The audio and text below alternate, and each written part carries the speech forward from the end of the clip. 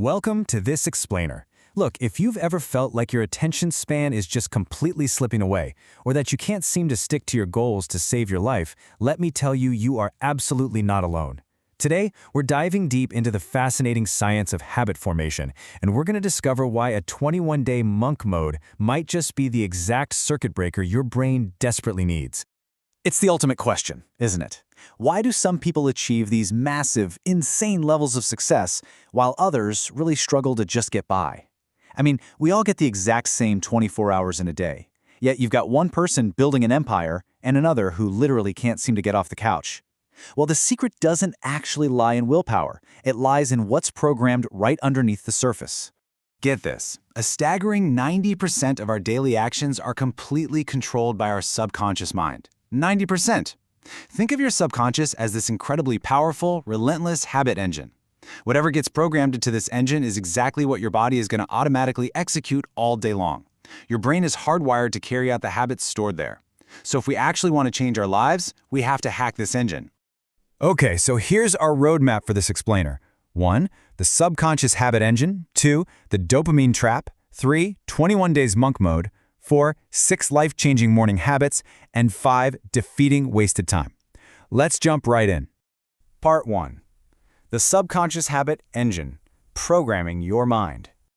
Science actually tells us that our subconscious mind is about 95% active in the 5 minutes just before we fall asleep. This is literally your prime programming window. If you fall asleep stressing out, your brain works on that stress. But if you plan your tomorrow tonight, even just recording your goals on your phone and listening to them as you drift off, your brain will literally spend the night building a roadmap to achieve them. Plus, our decision-making energy is super limited.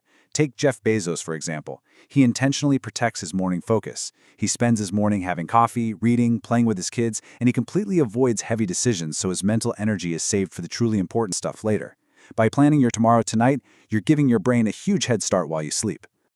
Moving on to Part 2, the dopamine trap, hijacking your focus. Now, I found this psychological experiment absolutely mind-blowing. Scientists put a hungry rat in a cage with a lever that dispensed food. It pressed the lever to survive. Makes sense, right? But then they gave a completely stuffed, full rat a lever. And when pressed, the rewards were totally random. Sometimes food, sometimes nothing, sometimes a huge jackpot of food. And guess what happened? The stuffed rat became completely obsessed. It relentlessly pressed the lever, not because it was hungry, but because it got hooked on those unpredictable, random dopamine hits. And this perfectly illustrates exactly what we do with our smartphones. When we're mindlessly scrolling through social media, we are that stuffed rat pulling the lever for random cheap thrills. This constant flood of unearned dopamine just completely hijacks our focus. It makes us biologically incapable of paying attention to difficult, less stimulating tasks, like studying, working out, or building a business. Our brains are just constantly wandering, desperately looking for that next cheap dopamine fix. So how do we fix this? Part 3. 21 days monk mode, the biological reset. Enter monk mode, also known as a dopamine detox. But why exactly 21 days? Well, it takes roughly 3 weeks of continuous deprivation for your brain's neuroplasticity to fully kick in. This specific time frame allows your downregulated dopamine receptors to actually heal and return to their normal baseline sensitivity. To pull this off, you've got to ruthlessly cut out the junk. No endless scrolling, no cheap entertainment, no sugary junk food. You are literally starving the brain of useless, high dopamine activities for exactly 21 days so your biology can physically repair itself. Think of it like this. A simple, boring glass of water is an absolute miracle if you're dying of thirst out in the desert, right? But if you've been chugging sweet sodas all day long, that water tastes like nothing. To make the water of hard, focused work feel amazing and rewarding again, you have to intentionally put yourself in a dopamine desert. By fasting from cheap pleasure for 21 days, suddenly things like reading a dense book, writing code, or going for a long run start to feel deeply satisfying. Ultimately, it comes down to choosing your pain. You have the pain of discipline, that temporary discomfort of waking up early, eating healthy, saying no to distractions. And on the flip side, you have the pain of regret, the long-term chronic suffering of poor health or financial struggle. The beautiful thing about the pain of discipline is that once you push through it and that new habit takes over, it honestly stops feeling like pain. It just becomes who you are. So what do you do with this new focus? Part 4. 6 life-changing morning habits, rebuilding your routine. Have you heard of the author Hal Elrod? He survived a horrific car accident. He was clinically dead for 6 minutes, spent 6 days in a coma, and doctors told him he might never walk again. Yet, he completely rebuilt his life, became an ultra-marathon runner and a best-selling author, all by using these 6 morning habits he calls the Savers routine. Silence to calm the mind, affirmations to speak positivity, visualization to actually picture success, exercise to get the blood flowing, reading to grow, and scribing, basically journaling your thoughts. Knocking these out by 7 a.m. gives you a level of focus equivalent to like 10 hours of normal work. Of course, to do all this, you actually have to get out of bed in the first place, so here are a few brilliant execution hacks. First, drink a ton of water right before bed so your biology literally forces you to get up.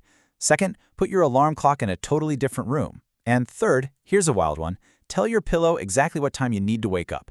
Sounds totally absurd, I know, but a study at Lubbock University proved this actually works. They took volunteers, told some they'd wake up at 9 a.m. and others at 6 a.m., but they actually woke everyone up at 6 a.m. The brains of the people who expected to wake up at 6 a.m. showed a massive spike in activity around 4 a.m. just to prepare the body.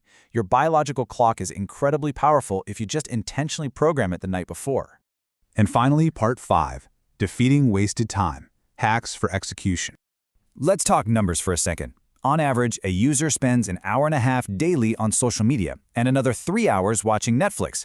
That is 4.5 hours wasted every single day. Globally, that adds up to billions of wasted hours every single month. So, the excuse that we don't have time? It's just not true. We definitely have the time. We're just bleeding it away in these tiny, unnoticeable increments that secretly turn into massive, wasted blocks of our lives. How we physically take that time back is what matters. Strategy number 1 is time blocking. Instead of vaguely saying, oh, I'll study today, you assign a strict, completely unbreakable block of time, say 7 p.m. to 8 p.m. This completely eliminates that toxic cycle of, I'll start in 5 minutes, because the decision has already been made for you. When that block hits, you just execute, no questions asked. Next up is the famous 5-second rule. When your brain recognizes a tough task that needs to get done, you have this tiny window before it starts inventing a million excuses. When you feel that hesitation, count down with absolute urgency. 5, 4, 3, 2, 1, and physically move to start the task. It basically short-circuits the brain's hesitation and forces immediate action. Then we've got Parkinson's law. This states that work expands to fill the time allotted for its completion. Think about it. If you give yourself a week to finish a small project, it's going to take a week. But if you give yourself just 3 hours, you will miraculously find the intense focus to get it done in 3 hours. Setting strict, tight deadlines for yourself prevents time wasting and literally forces laser-sharp focus. To tie this all together, you need to track it visually. Print out a physical calendar and cross out every single day you successfully complete your habits. You're aiming for an unbroken chain of X's, and keep this specific timeline in mind. While we use a 21-day monk mode to heal those fried dopamine receptors, scientific research shows it actually takes an average of 66 days for a new habit to become completely automatic and effortless. So, you endure the 21 days of monk mode to completely reset the system, but you keep crossing off that calendar for 66 days to put your success firmly on autopilot. Which brings us to the ultimate question. We've seen the science. We know the subconscious engine can absolutely be reprogrammed, and we know exactly how the dopamine trap has been holding you back. The desert is waiting to make the water taste sweet again. So, are you ready to survive the dopamine desert, hit reset on your brain, and completely change the trajectory of your life over these next 21 days? The clock starts tonight. Thanks so much for joining me on this explainer, and I seriously can't wait to see what you achieve when you finally